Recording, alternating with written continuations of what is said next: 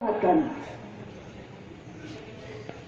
Hajar SPD peraih medali emas cabang olahraga anggota pengadilan tinggi Sulsel dan kedua pengadilan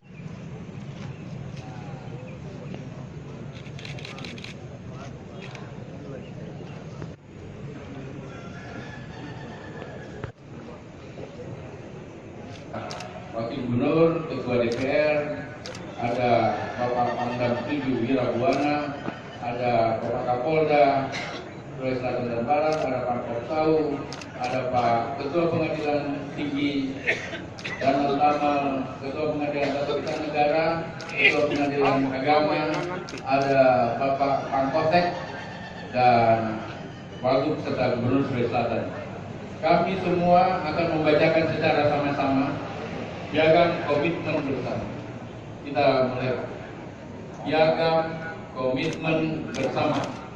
Pada hari ini, Jumat tanggal 28 Oktober tahun 2016, kami yang bertanda tangan di bawah ini berkomitmen bersama untuk melakukan pencegahan dan pemberantasan pungutan liar atau pungli pada Provinsi Sulawesi Selatan. Ditandatangani oleh Syahrul Yassin Limpo, Gubernur